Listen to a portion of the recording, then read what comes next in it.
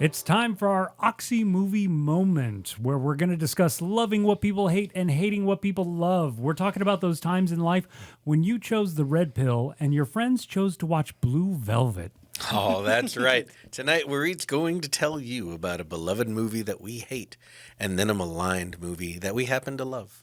Yeah, so I suppose I can kick it off. The movie that I hate that everybody in the world seems to acknowledge is a great movie, and I can see why they're saying that, is Gone with the Wind. And I saw this at peak pretentious John Loves Films of all shapes and sizes. Like, I had just discovered my undying love for It's a Wonderful Life. And so many other classics, but I saw Gone with the Wind, and the entire time, I didn't think this at the time because I was like, this was like early 90s. But, fast forward to now, the thought I would have implant, the subtextual thought would be white people problems. Am I right? Yeah, okay. Like literally exactly that. Yes, quite. Yeah. All right, I can see. Yeah, Gone with the Wind is definitely one of those that I can agree with you on. I think a lot of people love that movie, and I just don't particularly care for it. I realize it's a big part of popular culture, and a lot of people love it, but it does not vibe for me. And it kind of spun off this lifelong dislike I've had for all things that are Victorian, Room with a View, Age of Innocence, like anything where characters, like all the stakes are about the pretense and how people view me and what do we do in society. And I'm like, wow. Forbidden love. Yeah. Oh, I'm going to walk slowly behind you in a hallway and never touch you. God. It's scintillating. How dare you show me your ankle? So, Hector, what do you got for us? Oh, what do man. people love that you do not? Yeah, I do have a small comment on Gone with the Wind. Oh. Just because I will admit here and now in front of everyone and all your deities that I have not seen Gone with the Wind. What? That is a gap for me. I think I just never got around to it, probably because I have the same disdain for like Victorian settings. Also, and I'm not it's sure why so that is. long. It's not fair. It's so long. Here's a movie I have seen, an old movie I have seen that most people have, and people say things like it's the greatest movie ever made, is Citizen Kane. And I understand why that movie is called the greatest movie ever made. It's been told to me over and over again. It's not. But when it came out, just about everything about it was an incredible feat of storytelling, technology, technique, art, all of it flowing into this one great place. I get it. It's not the greatest movie ever made now. It's poorly paced. It lacks, any kind of gravitas. It's just kind of a slow burn. And so I feel like when people say that, they really love Gone with the Wind, they're like, aside from all the incredibly racist overtones and all that other stuff. It's got beautiful shots. Oh, for sure. Oh, my God. When she is silhouette by the sunlight coming out, like, I get the cinematography. Holy crap. So I'm going to do an older movie, even for us olds here on the podcast, for all of the children who I know we are beloved fans of ours. Mine is Apocalypse Now. Oh. Really? I do not like it. Do not at Were you all enjoy that Platoon movie. guy? What's going on? No, I don't like Platoon either. I like Okay. it more because I love Willem Dafoe. And his performance is incredible for most of it. But overall, no, I don't find that movie interesting. Maybe I just don't find Vietnam movies interesting. It's possible. But You don't strike me as a Vietnam kind of guy. no. And this is coming from someone who loves, Saving Private Ryan, World War II stuff.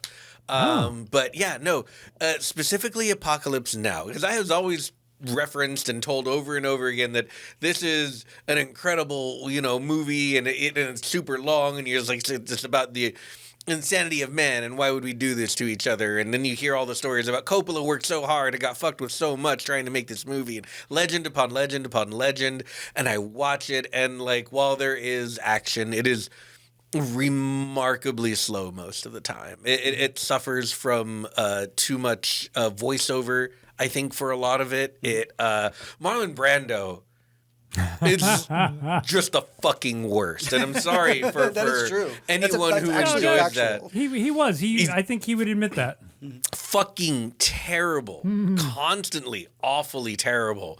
And this movie is no exception.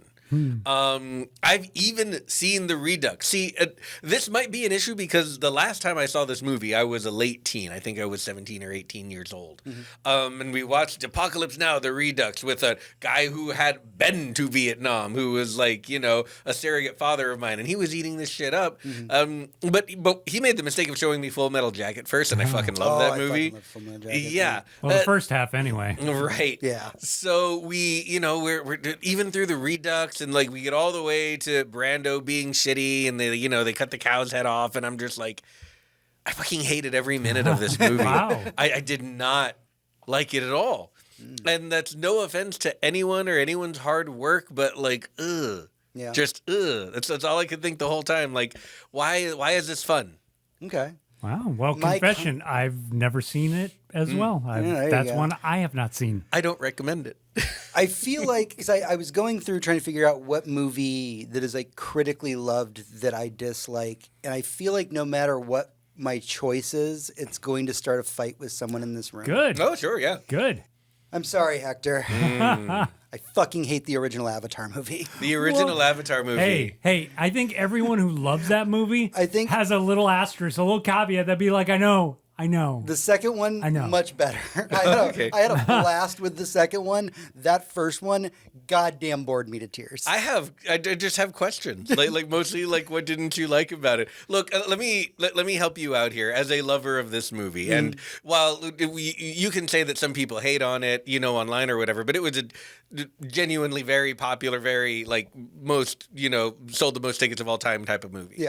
Right. And when I went to it, it was before I smoked weed, before I, you know, was doing any drugs on the regular. So I was sober when I saw this movie with 3D glasses on, and I was like a little kid. Like, I was just like, I want to be a Na'vi as they like run around their 3D forest, slapping the plants so they can glow. I was completely enamored. See, Maybe I Did was not feel that way. I I just was didn't. hardcore ready to hate it. Like, I'm to this day a little angry at James Cameron for making me love it. Like halfway through, I'm like, oh, that's so dumb. That's so, God, they're so in love. I hope they make it. No, fuck him. Yeah. Oh no, Maybe I was too jaded when I saw it. That's fair. I don't know. It just, when I went to go see Avatar 2 with you, I felt that magic that you talked when you talked to me about Avatar. I was like, okay, I see where he's getting with this.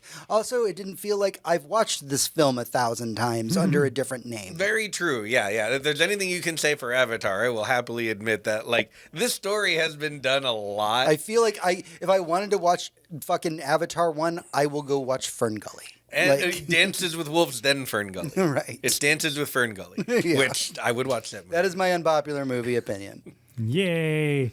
All right, let's give a little love in the world. Yeah. We will discuss movies that everybody happens to dislike and are critically panned that we love.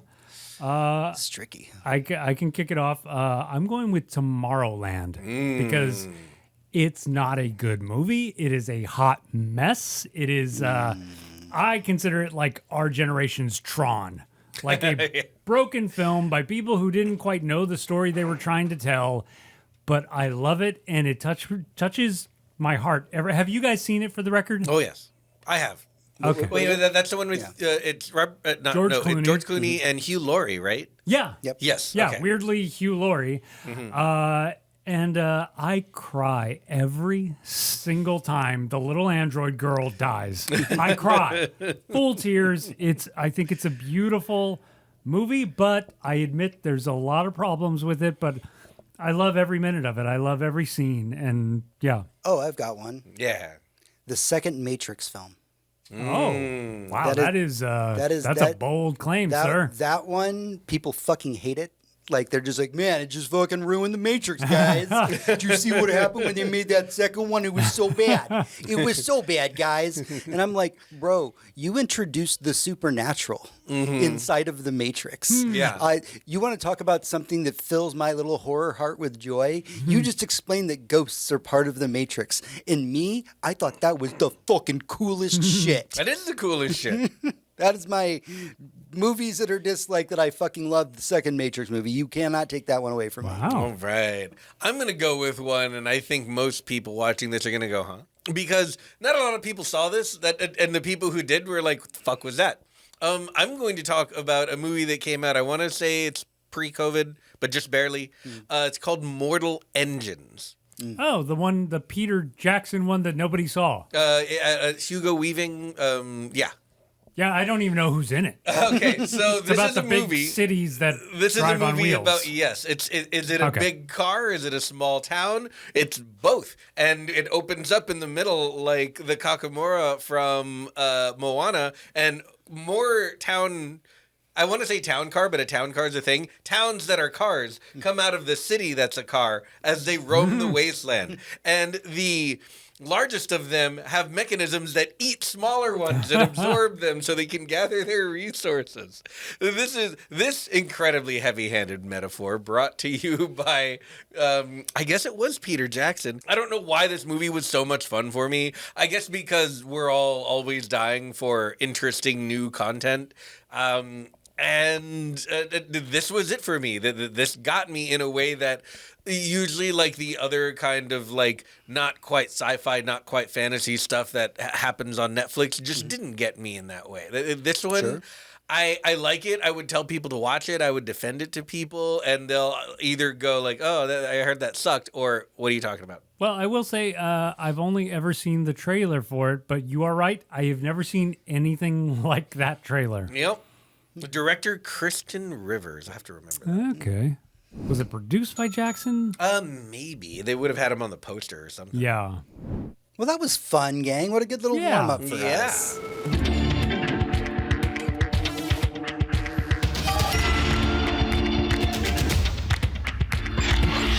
You know what? I'm glad that you decided to do this, John, because it helps us get a good warm-up in before the show proper starts. Right? So I dig that. You know? Nice. We'll do that. We'll do some more of these, maybe, and we'll do some Patreon exclusive episodes while we do these as well. So we have a lot of more content. More content is good, right? Yay, more content. That's all they want. That's all they want. Content machine. Put the content in our face. Please content us one more time.